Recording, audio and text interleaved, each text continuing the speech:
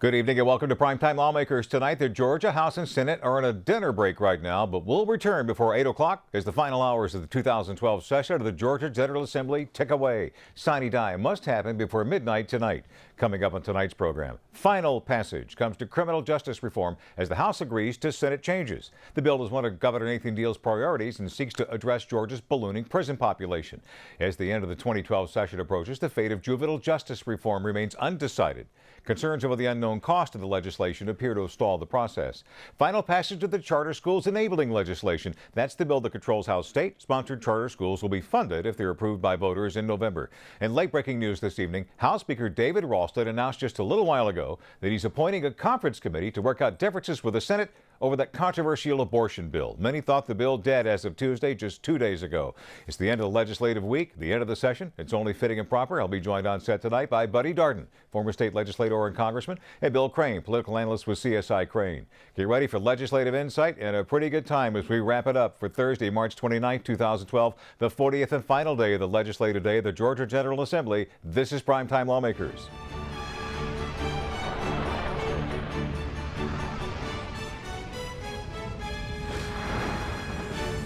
We go live to the Capitol, where Primetime Lawmaker Sandra Parrish is standing by with all the bills that have passed so far on a busy day. That's right, Scott. There has been a flurry of activity with the House beginning the day with final passage of criminal justice reform. The measure is aimed at reducing the state's prison population and expands alternative sentencing programs for nonviolent offenders. Representative Rich Golick explained a few changes made in the Senate. They brought some clarity, simplified the burglary statute. Recall we had 3 different degrees. They consolidated that into 2 different degrees, dwelling and non-dwelling, as we've discussed. They did bring some more clarity to the forgery statute, breaking out the 4 degrees of forgery. They also added 2 provisions that I think are very good adds. One adds the crime of trafficking a person for sexual servitude to the list of offenses that has no statute of limitations. This is especially timely in light of our action on House Bill 200 by Representative Lindsay of last year. In the area of mandatory reporting of child abuse, their amendment clarified the House version, and what they did is they included employees and volunteers as mandatory reporters at schools and other entities covered by the statute, and that's certainly a good add as well. On the gentleman's motion that this House agree to the Senate amendments to House Bill 1176, the ayes are 162, the nays are 0. The motion has been adopted, and we have completed our work on criminal justice reform for this session. The measure passed unanimously and now is headed to the governor's desk. Also headed to the governor's desk is a bill creating a new tribunal to handle tax disputes after receiving final passage today in the House. People would be able to appeal decisions from tax officials to a specialized court. It was among the recommendations from a special commission that studied Georgia's tax code. Also receiving final passage today is the enabling legislation for the constitutional amendment for the creation of state-approved charter schools. The bill spells out the funding mechanisms should voters approve the constitutional amendment come November. Speaker Pro Tem Jan Jones presented the bill after Democratic Representative Rashad Taylor attempted to amend it. We made a number of changes to the bill, primarily clarifying what this House had agreed to. No real substantial changes other than the funding was added by the governor's office at the end, and it will apply to the current state charter schools. Is it not true that my amendment simply would prohibit for-profit companies from profiting from the public dollars that are meant to go to public education, and that Rule 118 should allow me to offer this amendment? Is that not true? I don't know what your amendment would do, but it is the ruling of the chair that your amendment is out of order, and that will stand. The measure passed without any amendments, 117 to 55, and now goes to the governor's desk. The House has passed a bill to allow innocent gun owners who have had their weapons stolen and used to commit a crime to be able to get those guns back. If no one claims them after 90 days, they could be sold by law enforcement agencies. Senate Bill 350 is a very, very simple bill that simply provides that if there are seized weapons in some criminal act, that the law enforcement agencies will attempt to find the rightful owner of the firearm. As we know, many times firearms that are used in criminal acts are stolen firearms, and this simply provides there's got to be an effort to go find the rightful law-abiding owner before those, rather than destroying the firearms, as is sometimes the case. The bill passed 115 to 54, now goes to the governor. The House also passed a measure streamlining regulations statewide for where knives are allowed to be carried. It defines knives to include any cutting instrument with a blade, and includes our definition that's already in Georgia statute at 16-11-125. The second thing it seeks to do is it seeks to standardize knife laws across the state to maintain consistency so that what is legal in one city or town is legal in another city or town. The bill passed 124 to 46 and now goes to the governor. One bill we're expecting a lot of debate on in the House is one that would prohibit picketing in front of private residences. It's an issue that's angered civil rights groups and Tea Partiers alike. Can anybody say we own? We own the dome. The dome. We own. We own the dome. The dome. We own. We own the dome. A number of groups rallied today in opposition to the picketing bill, saying it limits free speech rights. It is not about a party. It is not about your race. It is not about your color. It's not even about your religion. It is about your civil rights. It is about what we were given, our God-given rights. To serve, to sit back and be legally represented. This country was built upon us having equal and fair representation. The group also opposed a measure to require drug testing for welfare recipients. When this type of legislation was passed in the state of Florida, less than 2% of TANF recipients who were tested actually were found with drugs in their system. So we know that this is just an effort to continue to demonize the poor and to blame poor people for being in the place that they are in. The group also voiced concern over a bill that would cut unemployment benefits by almost half and delay their start by a week in an effort to repay the federal government for money borrowed to shore up the unemployment trust fund. After 12 years of tax holidays and tax cuts that drained $3 billion out of the unemployment trust fund, employers come back from that holiday and they're asking the unemployed families of this state to pay for their holiday, and that's just wrong. The bill affecting unemployment benefits is in a conference committee to work out differences between the House and the Senate. Neither the picketing bill nor the drug testing bill have come up yet for a House debate. And Scott, movement late this afternoon on the bill that would shorten the amount of time a woman can get an abortion to 20 weeks. A conference committee has now been appointed. You may remember the Senate tacked on an amendment to allow exceptions for pregnancies that are medically futile. Yesterday, House Speaker David Ralston said he would not appoint a conference committee, but that has now happened, and both sides will try to work out their differences before midnight. So implied in that is the Senate does have members that are ready to work on this conference committee now that the House is ready to go. Is that right? That would seem to be the case. We'll see. Okay, it's certainly a hot button issue at the last second. Thank you, Sandra. It's a long-standing tradition for the governor to address both houses of the General Assembly on Sine Die to offer his advice and support during the final day of the session. Governor Nathan Deal did not disappoint. He gave these parting words to the House just a few hours ago. I'm here to congratulate you on a successful session. I appreciate the cooperation that my office has received from you, from your leadership, from your committee chairs, and from each of you on an individual basis. I truly think that this is a session that we can all go home and be proud of what we have done, because we have improved the lives of our fellow citizens in our state. And I thank you for your willingness to work in order to make that possible. The governor also gave a similar message to the Senate just a short time later. You could argue the Governor Deal got an awful lot of what he wanted out of this session. It was almost like a blueprint from the State of the State address in many ways. And we're going to break away from the live action down at the Capitol for just a moment and welcome our special Sine Die guest for this evening. Buddy Darden is a former state senator and a former state U.S. congressman. He's senior counsel to McKenna, Long, and Aldridge. Hey, Bill Crane's political analyst with CSI Crane. Thank you both for joining us here on Sine Die. First of all, for our new viewers who might not know what Sine Die means, who wants to jump on that and explain it all? Buddy? It's Latin for without a day, and it's not sine or die like some of the people in the print journalism said this. It's sine, sine die, without a day. That means it's over. And in the colloquial, the fat lady's singing. Back in the day, they were known to stop the clock. if they had some things, the Speaker could order someone to leave. And Speaker were you Murphy, there with Denmark Groover? I was not there. However, of course, everyone's seen the famous picture when Denmark Groover did it, and the courts upheld his stopping the clock, too. how about He that? hung over the balcony in the House viewing area and literally was turning the clock backward and nearly fell because he was hanging by one arm as he was adjusting the clock. And the day was not over Right. until such time as they adjourned. Sine Die. How about that? So we'll watch that to happen. They should be finished by midnight tonight. There's all sorts of opinions on where they may be done.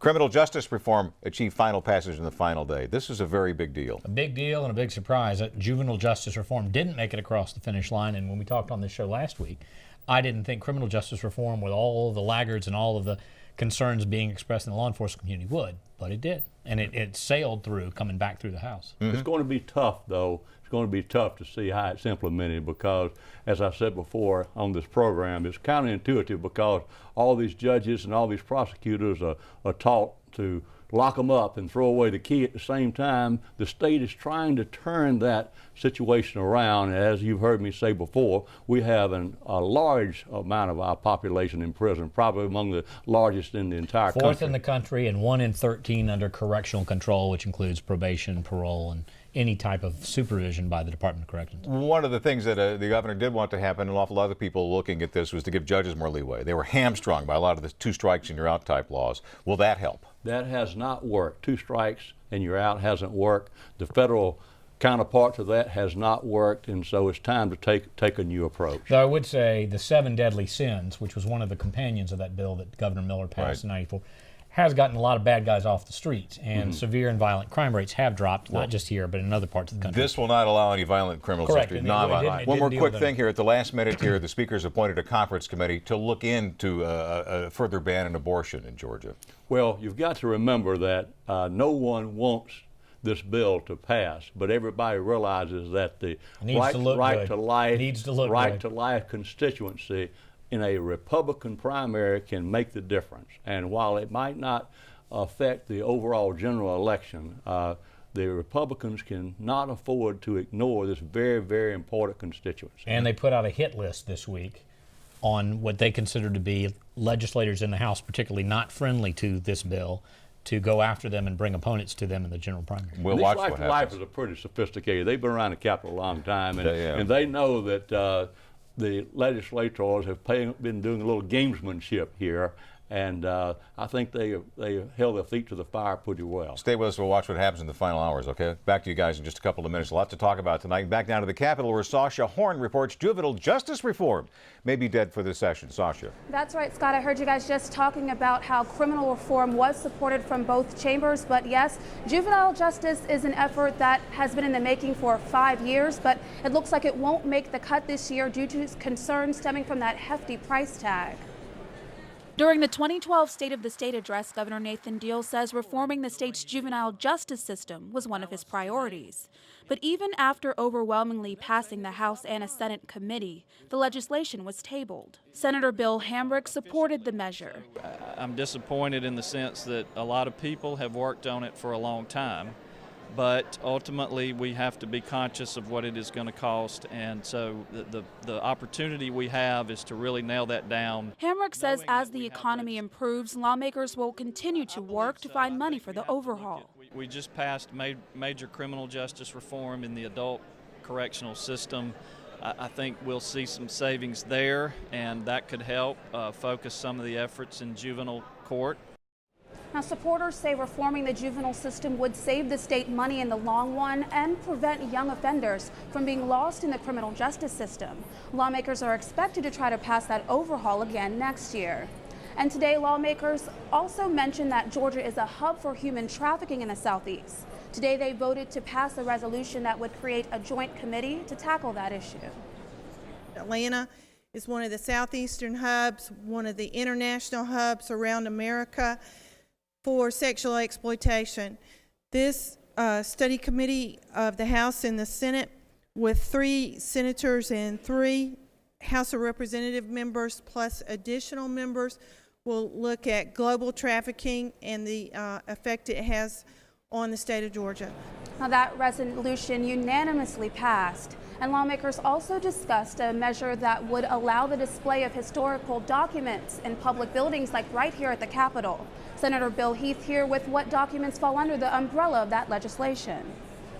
The foundations of American law and government display shall include the Mayflower Compact of 1620, the Ten Commandments as extracted from Exodus chapter 20, the Declaration of Independence, the Magna Carta, the Star-Spangled Banner, the national motto, the preamble to the Georgia Constitution, the Bill of Rights of the United States Constitution, and the description on the image of Lady Justice. Now that cleared the Senate as well. Now many of the high-profile bills that we've been talking about all session have already cleared the Senate. They're over in the House at this time. But the night is still young, Scott. You never know what might pop up in the coming hours. We'll be there to cover it. Thank you, Sasha. And now a reminder, there's much more video and information available on our website. Extended interviews, complete shows, live House and Senate streams are available at gpb.org/lawmakers. You can like Primetime Lawmakers on Facebook and keep up with the Capitol news even before we go on the air, too. Online or off, Primetime Lawmakers is your source for all the news under the Gold Dome. We'll take a short break in Primetime Lawmakers. Don't go anywhere. Buddy Dart and Bill Crane are sticking around. It's legislative analysis you're not going to find anywhere else on the air. We're going to have some fun tonight, as always. We'll be right back.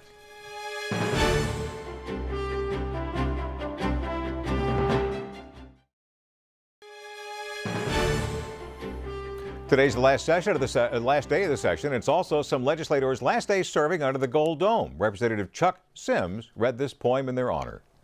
Alas, we have 16 that will leave our happy abode. They have all been here a long time. They've been on many travels and many roads. We have Bob Hanner from Parrott with 37 years of time. Tommy Smith from over in Alma with blueberries on his mind. There's Linmore James at Fort Valley with peaches of their lot.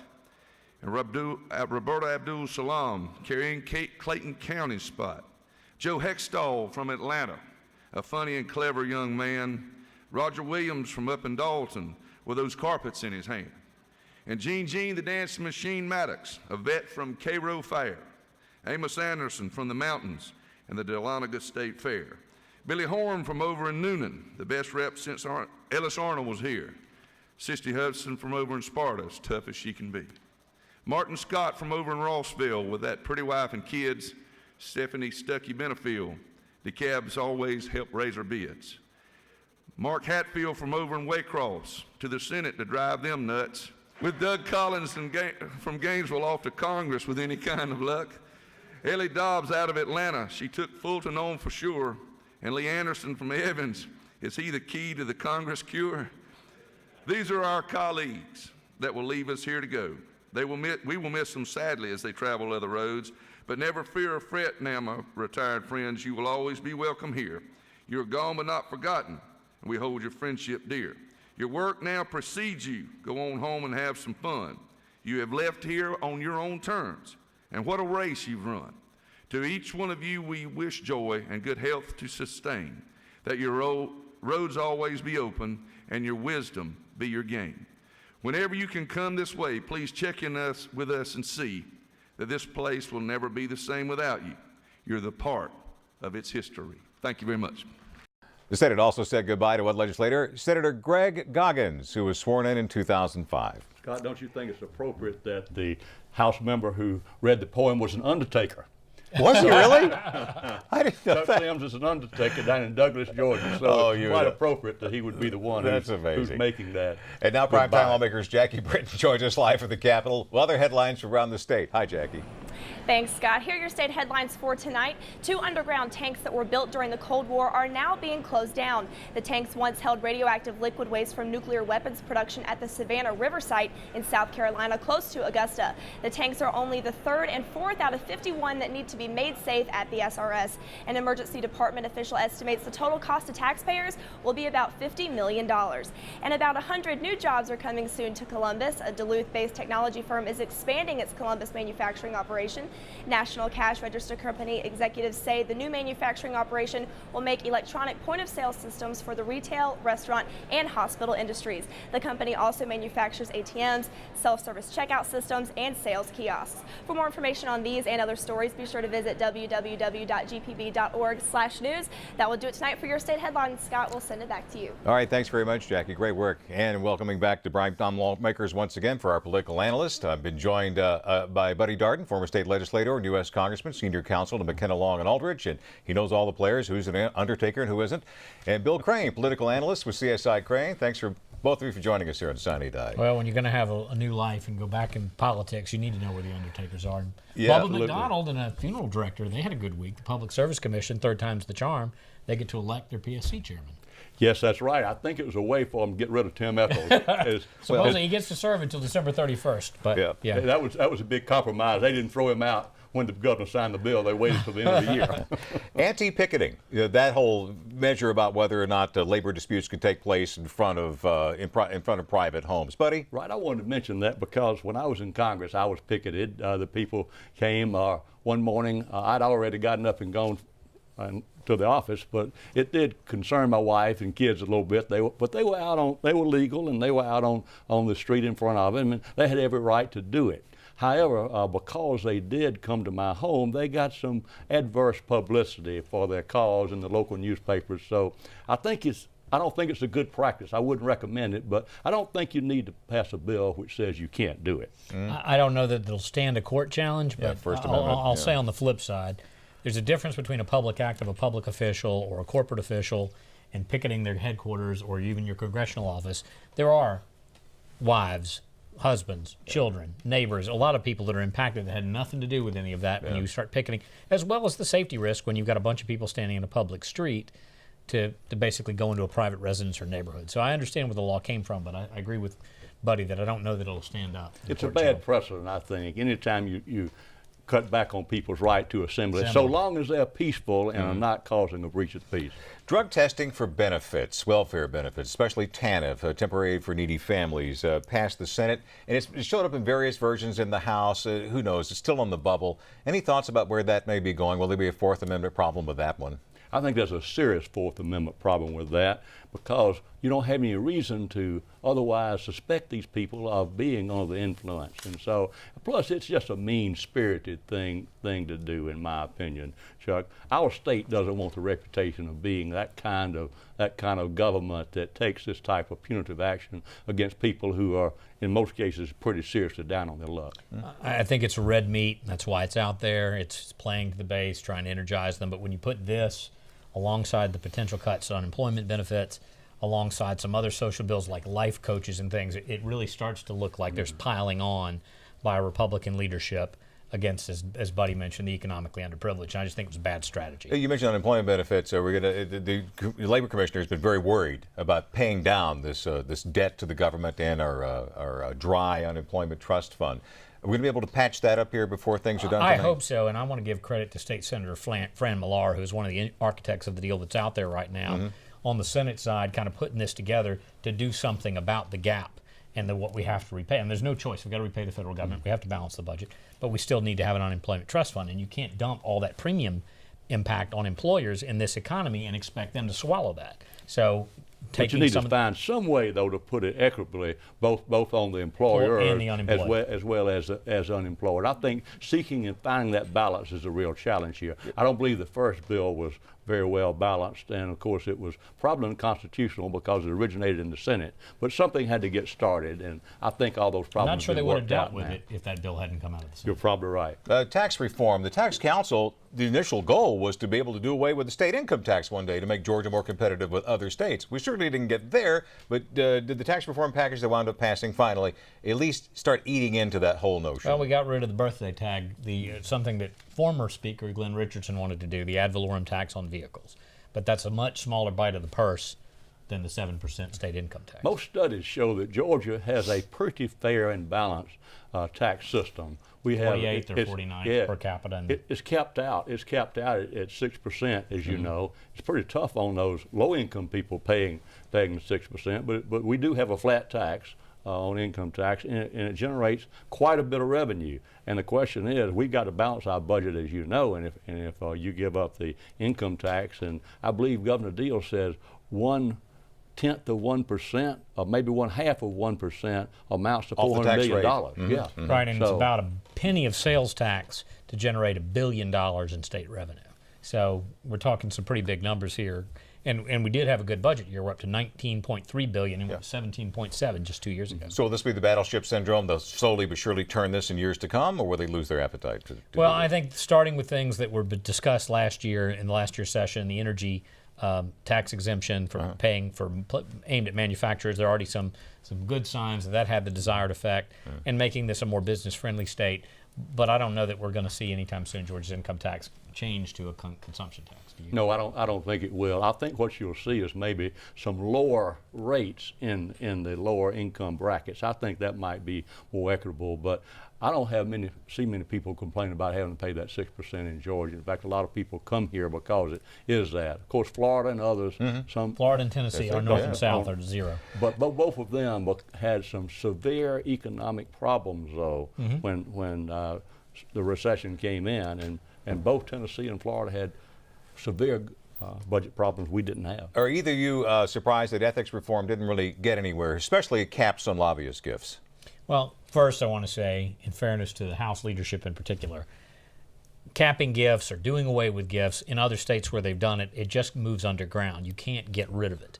The other thing I would say, and Buddy and I have had some laughs on this one, is calling it the State Ethics Commission or calling a bill an ethics bill doesn't bring ethics to the table. So there's a bunch of fuss and ado about we didn't have ethics legislation. Well, we did give the Georgia Transparency and Campaign Finance Commission subpoena powers, did give them rulemaking authority back, so that the hand is being strengthened.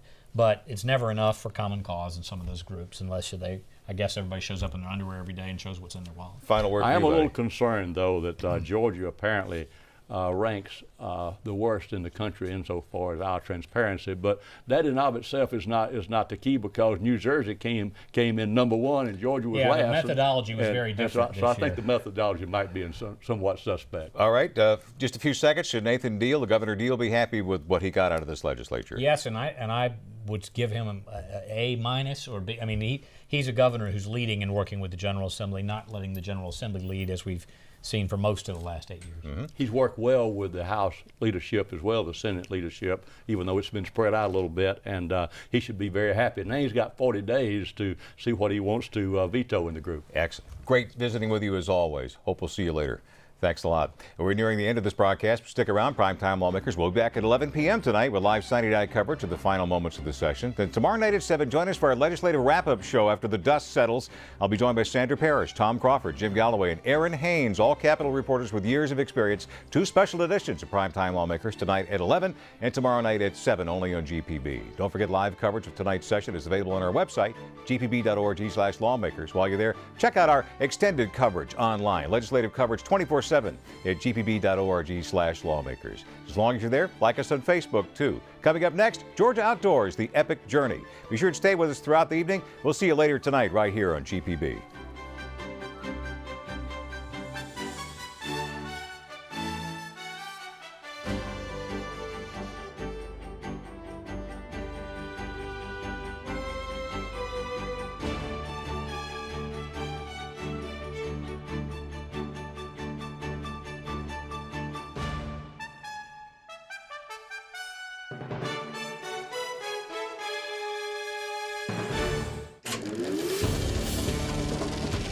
This is a GPB original production.